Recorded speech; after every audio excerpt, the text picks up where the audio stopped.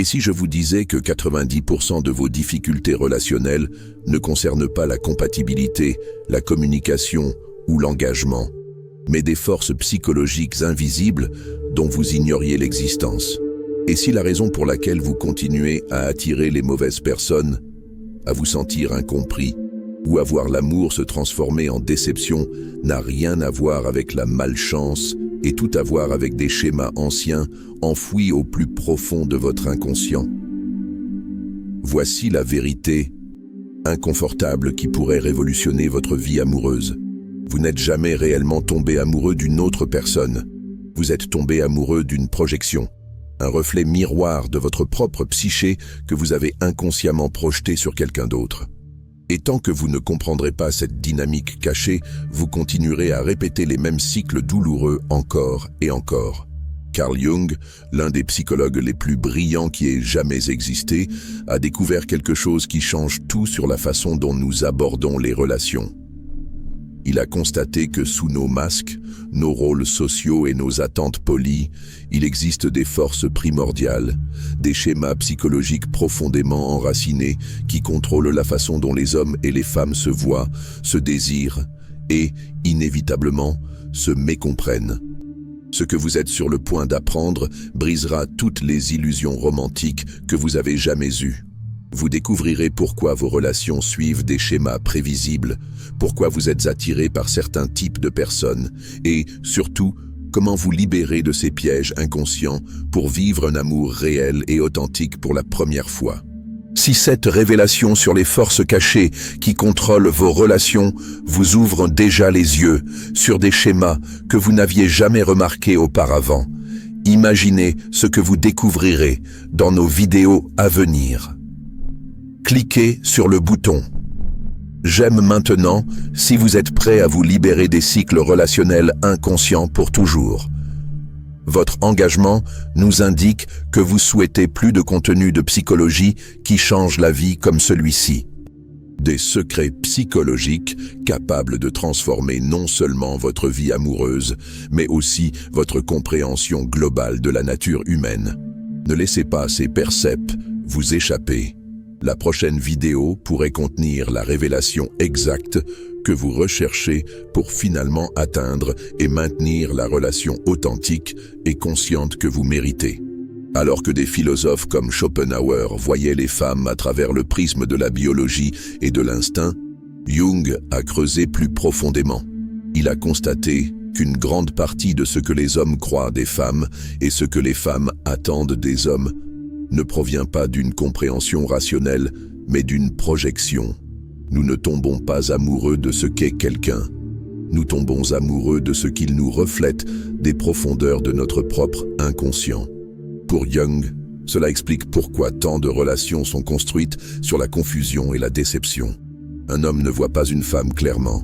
Il voit son anima, son image intérieure de la féminité façonnée par l'enfance, les mythes, les rêves et les récits collectifs. Il ne tombe pas amoureux d'une personne, mais d'un symbole. Et lorsque la réalité finit par percer l'illusion, la désillusion s'installe. Cette projection n'est pas une erreur, c'est un mécanisme du psychisme. Mais le danger survient lorsque nous confondons la projection avec la personne. Jung pensait que la société moderne encourageait cette confusion. On nous apprend à croire au fantasme d'âme sœur, à l'amour idéalisé et à la compatibilité éternelle. Mais tout cela évite la vérité profonde, que les hommes et les femmes portent en eux des énergies inconscientes qui entrent en collision, s'attirent et se repoussent avec des forces, dépassant de loin le contrôle conscient. La vérité brutale, la plupart des gens ne tombent jamais vraiment amoureux les uns des autres. Ils tombent amoureux de leurs propres projections. Et lorsque ces projections s'estompent, ils se sentent trahis, non pas parce que l'autre personne a changé, mais parce que l'illusion est morte. La vision de Jung du féminin et des femmes elles-mêmes n'était pas dégradante, mais profondément complexe. Il n'a pas réduit les femmes à l'instinct ou à la biologie, corps et le mystère de l'inconscient. Mais il a également mis en garde contre le fait que lorsque les hommes projettent leur animus sur les femmes, lorsqu'il ne voit les femmes que comme des guérisseuses, des muses ou des rédemptrices, il prive les femmes de leur pleine humanité. Pire encore, il reste piégé dans une immaturité psychologique. L'homme qui vénère le féminin sans l'intégrer reste un garçon. Il recherche le sauvetage émotionnel, évite les responsabilités. Il romantise au lieu de se relier. Et la femme prise dans cette projection se retrouve souvent avec un fardeau qu'elle n'a jamais demandé à porter, le fardeau d'être le fantasme de quelqu'un au lieu d'être pleinement elle-même. Ceci, Jung le croyait, est l'une des racines de la souffrance relationnelle. Non pas la haine ou l'inégalité, mais la confusion inconsciente. Alors, que se passe-t-il lorsque ces fantasmes commencent à se fissurer ? Lorsque les hommes commencent à voir les femmes non pas comme des déesses ou des ennemis, mais comme des êtres humains avec leurs propres ombres, besoins et instincts. Ce moment, souvent douloureux, est le début de la croissance psychologique. Mais seulement si l'homme a le courage de retirer la projection et de rencontrer d'abord le féminin en lui-même. Et c'est ce que personne ne veut entendre, car cela signifie que l'amour ne consiste pas à trouver l'élu. Il s'agit de faire face aux parties de soi que l'on a évitées. Et cela demande du travail. Cela demande une intégration de l'ombre. Cela demande une sorte d'honnêteté émotionnelle à laquelle la société, avec tous ses scripts polis et ses récits romantiques, nous prépare rarement. Avant de continuer, si vous trouvez ce contenu utile, veuillez prendre un moment pour aimer cette vidéo. Cela nous aide vraiment à atteindre plus de personnes qui ont besoin d'entendre ce message. Et si vous ne l'avez pas déjà fait, abonnez-vous et cliquez sur la cloche de notification. Si le psychisme masculin est hanté par un animus mal compris, le psychisme féminin lutte avec l'animus, son image intérieure de la masculinité. Et tout comme les hommes projettent sur les femmes projettent sur les hommes. Force, salut, sécurité, danger. Ces projections en miroir alimentent l'attraction, mais aussi les malentendus sans fin. Jung n'a pas dit cela pour nous diviser. Il a dit cela afin que nous puissions enfin commencer à nous rencontrer au-delà de l'illusion, au-delà de la projection, en tant qu'individus entiers sur le long chemin de l'individuation. Mais pour y arriver, nous devons d'abord confronter le fantasme. Carl Jung ne croyait pas que les hommes et les femmes étaient des tablettes vierges, sculptées entièrement par la culture et la socialisation. Il a reconnu l'importance de l'éducation et de l'environnement, oui, mais il a également pointé du doigt quelque chose de plus ancien, de plus profond et de plus difficile à affronter. Les forces archétypales intégrées à notre psyché, façonnées par des millions d'années d'évolution, d'expériences et de mythes. Pour Jung, l'idée que les hommes et les femmes sont psychologiquement identiques n'est pas seulement naïve, elle est dangereuse. Elle nous aveugle sur les manières subtiles mais essentielles dont nos instincts, nos pulsions biologiques et nos images inconscientes façonnent le comportement. Lorsque nous ignorons ces forces, nous ne devenons pas plus éclairés. Nous devenons plus perdus, plus réactifs et plus susceptibles de blâmer l'autre pour ce que nous n'avons pas résolu en nous-mêmes. Là où Schopenhauer voyait les femmes comme irrationnelles et instinctives d'une manière dégradante, Jung a reformulé ce point de vue. Il voyait l'instinct non pas comme une infériorité, mais comme une profondeur, une connexion à l'inconscient, à la nature, au cycle et au rythme que les hommes ont longtemps craint ou tenté de dominer. Dans le modèle de Jung, les femmes n'étaient pas des créatures d'émotions superficielles, mais des gardiennes de la vie intérieure. Elles portaient le mystère du corps, l'intuition du sentiment, et la connaissance symbolique de la lune, de la terre, de l'utérus, toutes choses oubliées dans un monde obsédé par la lumière et la logique. Mais cette connexion à l'instinctuel ne va pas sans conséquence. Jung a soutenu que, tout comme les hommes sont souvent séduits par l'illusion du contrôle, les femmes peuvent être dépassées par l'attraction de l'émotion. Les deux sexes souffrent lorsqu'ils perdent l'équilibre, lorsque l'esprit conscient est dominé par ce qui se trouve en dessous. Chez les femmes, l'animus non intégré peut apparaître comme une rationalité froide, une critique acerbe ou de la possessivité. Chez les hommes, l'anima refoulé peut émerger sous forme de chaos émotionnel, de projection ou de dépendance. Ces forces ne sont pas choisies, elles sont héritées, elles vivent en nous que nous en soyons conscients ou non. Et c'est là que l'instinct devient crucial, car l'instinct, lorsqu'il reste inconscient, ne disparaît pas. Il contrôle depuis l'ombre. Une grande partie de ce que nous appelons tomber amoureux, désir ou attirance, n'est pas une décision rationnelle, mais un mouvement du psychisme mu par des besoins ancestraux, des aspirations archétypales et des blessures intérieures indicibles. Par exemple, Jung croyait que les hommes recherchent souvent la grandeur, non seulement pour accomplir, mais pour échapper à la peur du vide intérieur. Le besoin de construire des empires, de conquérir, d'inventer, est souvent une compensation pour l'absence d'intégration émotionnelle. Les hommes extériorisent leur énergie, la projettent dans le monde, parce qu'ils n'ont pas encore appris à faire face à leur féminin intérieur, l'anima. Et c'est pourquoi beaucoup d'hommes se sentent profondément attirés par les femmes qui incarnent la douceur, la beauté, la capacité à nourrir ou l'intuition. Non seulement parce qu'ils les trouvent attirantes, mais parce que ces traits symbolisent quelque chose qui leur manque en eux-mêmes. Ils ne veulent pas seulement la femme, ils veulent ce qu'elle représente. Cette dynamique crée un profond malentendu. Un homme peut idéaliser une femme pour sa sensibilité, son calme, son âme, sans réaliser que ce qu'il voit en réalité est sa propre projection inconsciente vers l'extérieur. Et une fois que la relation s'approfondit et que la projection commence à s'estomper, il éprouve souvent de la déception ou de la colère. Il pourrait dire « elle a changé », alors qu'en vérité, elle n'a pas changé, l'illusion si. Jung a appelé ce moment « retrait de la projection ». Et bien que douloureux, c'est le début de la maturité. C'est la porte d'entrée vers une véritable relation.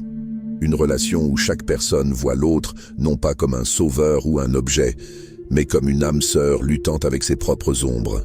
Considérons maintenant l'inverse.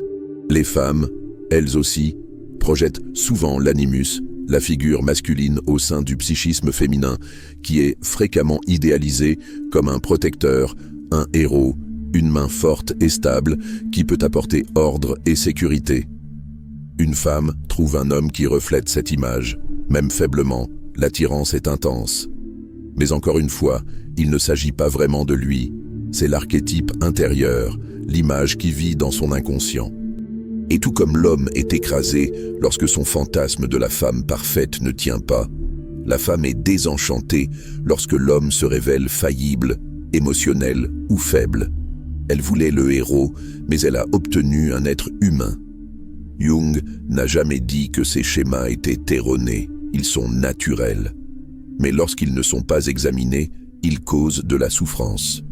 L'instinct non contrôlé ne nous conduit pas vers l'amour, mais vers la projection, la déception et le ressentiment. Alors, quelle est la solution ? Jung pensait que la voie à suivre n'est pas de détruire les différences de genre, mais de prendre conscience de celles-ci. Le féminin et le masculin vivent en chaque personne et ce n'est qu'en reconnaissant, en intégrant et en respectant ces opposés que nous pouvons commencer à nous relier les uns aux autres en tant qu'êtres entiers. Il a appelé ce voyage de toute une vie individuation. Le processus de devenir qui vous êtes vraiment en confrontant votre propre inconscient.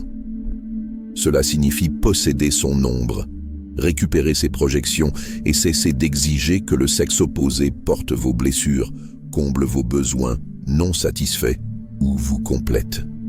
La plupart des gens, pensait Jung, n'arrivent jamais aussi loin. Ils restent pris au piège des boucles d'instinct et de fantasmes, accusant toujours l'autre de leur conflit intérieur. Mais ceux qui font le travail, ceux qui osent explorer leur propre psyché, commencent à voir les relations non pas comme un salut, mais comme des miroirs. Non pas comme un champ de bataille, mais comme un chemin vers l'intégralité. Si cette plongée profonde dans la psychologie de Jung vous interpelle, J'apprécierais vraiment que vous preniez une seconde pour cliquer sur le bouton « J'aime ».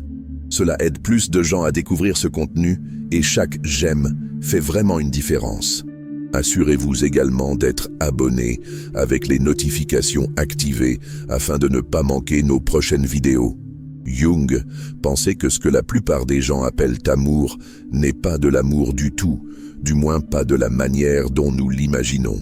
Compréhension, non comme une connexion spirituelle profonde, pas même comme un choix conscient. À son avis, l'amour tel qu'expérimenté par la majorité est plus précisément décrit comme une projection, une illusion vive et chargée d'émotions projetées par l'inconscient sur une autre personne, généralement du sexe opposé. Et cette projection, Jung le soulignait, est si puissante, si enchanteresse, que la plupart des gens la prennent pour la vérité. Ils croient avoir rencontré leur âme sœur, leur moitié, leur partenaire destiné. Mais ce qu'ils ont réellement rencontré, c'est le visage de leur propre psyché reflété dans un autre être humain. Pour un homme, cette projection passe par l'anima, l'archétype féminin interne façonné par toutes les femmes qu'il a connues, aimées, craintes ou imaginées. Sa première empreinte du féminin, souvent sa mère, forme le fondement de cette image intérieure. Au fur et à mesure qu'il mûrit, les récits culturels, les expériences personnelles et les aspirations inconscientes y ajoutent de nouvelles significations. Finalement, il ne voit pas les femmes comme elles sont, mais comme des réceptacles de cette image archétypale. Il tombe amoureux non pas de la femme, mais de sa propre âme perdue portant son visage. Jung ne disait pas cela pour rejeter l'amour romantique, bien au contraire. Il croyait qu'à travers ces projections, nous sommes en fait appelés à l'intégralité. L'anima représente le côté émotionnel et intuitif, non développé de la psyché masculine. Lorsqu'un homme se sent attiré par une femme qui incarne ses qualités, il ne s'agit pas seulement d'attraction sexuelle, il s'agit d'intégration. Son âme l'appelle à récupérer quelque chose qu'il a perdu ou ignoré. Mais voici le problème. Plutôt que de faire le travail intérieur pour récupérer ses qualités, la plupart des hommes essaient de les posséder par l'intermédiaire de la femme. Au lieu de développer la sensibilité, l'empathie et le calme intérieur en eux-mêmes, ils s'accrochent à la femme qui représente ces choses et essaient de la garder près d'eux. Et lorsqu'elle ne parvient pas à rester un reflet parfait de cet idéal intérieur, ce qui arrivera inévitablement, ils se sentent trahis, se dissouent, et l'homme se retrouve face à un choix. Blâmer la femme pour son changement ou reconnaître qu'il ne l'a jamais vraiment connue. Cette rupture de l'illusion est ce que Jung appelait le moment du retrait. C'est douloureux, désorientant, souvent humiliant, mais c'est aussi essentiel. Car c'est seulement alors, lorsque la projection est brisée, que l'amour véritable peut commencer. Un amour non fondé sur le fantasme ou le désir inconscient, mais sur une présence lucide et une reconnaissance mutuelle. Inversons maintenant la dynamique. Les femmes, elles aussi, tombent sous le coup de la projection. Dans leur cas, la projection est façonnée par l'animus, l'archétype masculin interne, souvent formé à l'image du père, puis imprégné d'idéaux culturels de force, d'intellect, de protection et de but. L'animus apparaît dans les rêves et les fantasmes comme un sage, un guerrier ou un guide, ou, à ses pôles les plus sombres, comme un tyran dominant ou un critique froid. Lorsqu'une femme projette son animus sur un homme, elle le voit souvent comme plus qu'il n'est, un symbole de salut, d'ordre, de but. Elle sent qu'il peut la guider, la stabiliser, lui donner un sens. Mais ce dont elle a vraiment soif, c'est d'une direction intérieure, d'une force intérieure, d'une clarté mentale, des traits qu'elle n'a pas encore développés ou acceptés en elle-même. Et lorsque l'homme ne parvient pas à incarner parfaitement ces choses, lorsqu'il faiblit, devient vulnérable, émotionnel ou perdu, elle aussi se sent désenchantée. L'illusion se brise et elle aussi est confrontée à un choix, se replier sur le ressentiment ou commencer le travail d'intégration de l'animus, apprendre à écouter sa propre voix intérieure de raison et de structure, plutôt que de la chercher exclusivement chez un autre. Jung a décrit toute cette dynamique comme une tragédie des relations modernes. Non pas parce que l'amour est condamné, mais parce que la plupart des gens ne reconnaissent jamais ce qui se passe réellement. Ils ne tombent pas amoureux l'un de l'autre, ils tombent dans les archétypes de l'autre. Et tant que ces archétypes restent inconscients, la relation est plus un jeu qu'un partenariat. Il n'y a pas de volonté de puissance, et là où le pouvoir prédomine, l'amour fait défaut. Mais que se passe-t-il lorsque l'amour est puissance? Que se passe-t-il lorsque l'inconscient utilise l'attirance comme un moyen de manipuler, de dominer ou de combler des besoins infantiles non satisfaits? Alors ce que nous appelons passion devient un champ de bataille. Les relations deviennent des luttes de pouvoir déguisées en dévotion. Nous courons après ce qui nous manque, nous contrôlons ce que nous craignons, et nous nous utilisons les uns les autres pour éviter de nous rencontrer nous-mêmes. C'est là que le concept jungien de l'ombre devient crucial. L'ombre est tout ce que nous réprimons, nions ou renions en nous-mêmes. Et dans les relations intimes, elle ne disparaît pas, elle se projette sur l'autre. L'homme contrôlant qui accuse sa partenaire d'être manipulatrice. La femme anxieuse qui voit son partenaire comme émotionnellement indisponible.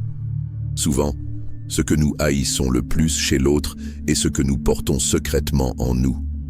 L'amour, alors, devient non seulement une opportunité de bonheur, mais aussi de guérison, si nous sommes assez courageux pour regarder nos projections, pour récupérer nos ombres, pour retirer l'anima et l'animus et voir l'autre tel qu'il est vraiment. Nous commençons le chemin lent et douloureux vers une intimité réelle. Pas de fantasme, pas de possession, mais de présence. Jung savait que peu de gens sont disposés à faire ce travail. Cela exige une autoconfrontation, de l'humilité et la perte d'illusions réconfortantes. Mais pour ceux qui le font, qui peuvent rencontrer l'autre non pas comme un sauveur ou un projet, mais comme une personne entière suivant son propre chemin, l'amour se transforme. Il devient un réceptacle non pas pour la validation, mais pour la transformation. Il devient sacré. Avant de conclure, si ce contenu vous a ouvert les yeux sur quelque chose de nouveau, veuillez montrer votre soutien en aimant cette vidéo. Et si vous souhaitez approfondir la psychologie et la nature humaine, assurez-vous de vous abonner et d'activer la cloche de notification. Nous avons tellement plus de contenu à venir qui remettra en question votre façon de penser les relations et vous-même. Carl Jung n'a jamais promis le confort. Sa psychologie n'était pas conçue pour apaiser les égos ou renforcer les mythes culturels. Libérer l'âme pour nous guider à travers les ténèbres intérieures et vers la clarté de la connaissance de soi. Et lorsqu'il s'agissait de la relation entre les hommes et les femmes, il n'a offert aucune voie facile, aucune utopie d'harmonie parfaite. Ce qu'il a offert, c'est la vérité. Et la vérité n'est jamais facile. La brutale réalité que personne ne veut entendre est la suivante. La plupart de ce que nous appelons amour est un miroir. La plupart de ce que nous désirons chez l'autre est quelque chose qui nous manque en nous-mêmes. La plupart de nos peines de cœur ne proviennent pas de ce que l'autre a fait, mais de l'effondrement de nos propres illusions. Et cet effondrement est nécessaire, car ce n'est que lorsque la projection se brise que la vraie relation peut commencer. Jung n'a pas appelé à l'identité entre les sexes. Il n'a pas prétendu que les hommes et les femmes sont des âmes indistinguables dans des corps différents. Il a vu le féminin et le masculin comme des forces complémentaires, chacune portant une sagesse unique, chacune portant des blessures uniques. Et lorsque ces forces se rencontrent inconsciemment, elles s'affrontent. Mais lorsqu'elles se rencontrent consciemment, elles guérissent. L'amour n'est pas censé vous compléter. Il est censé vous éveiller. Si vous voyez en l'autre quelque chose de divin, demandez-vous, cette divinité est-elle aussi enfouie en moi? Si vous êtes attiré par quelqu'un qui vous apporte calme, sécurité, excitation ou force, demandez, quelle partie de moi ai-je réduite au silence qui aspire à cette énergie? Parce que tant que nous ne ferons pas ce travail intérieur, nous continuerons à répéter le même cycle. Attraction, projection, déception, blâme. Nous confondrons notre propre âme blessée avec l'âme d'un autre et nous appellerons cela de la romance. Jung a enseigné que la seule façon de sortir de ce cycle est par l'individuation, le long et difficile cheminement pour devenir entier. Cela signifie rencontrer votre anima, intégrer votre animus, confronter votre ombre, récupérer vos projections, et se tenir non pas comme une demi-personne à la recherche de complétion, mais comme une personne entière disposée à rencontrer un autre, non pas pour sauver ou être sauvé, mais pour partager le chemin. Ce n'est pas l'amour sentimental, ce n'est pas l'amour de conte de fées, ce n'est pas l'amour confortable, c'est le vrai amour. Dans un monde noyé d'illusions, cela pourrait bien être la chose la plus rare de toutes. La question est, êtes-vous assez courageux pour la poursuivre? Si cette vidéo a remis en question votre perspective sur l'amour et les relations, j'espère que vous montrerez votre soutien en lui donnant un like. Votre engagement nous aide à atteindre plus de personnes prêtes pour ces vérités plus profondes. N'oubliez pas de vous abonner à la chaîne et d'activer la cloche de notification. Nous ne faisons que commencer avec un contenu qui transformera votre vision de vous-même et de vos relations. Merci de regarder et je vous retrouve dans la prochaine vidéo.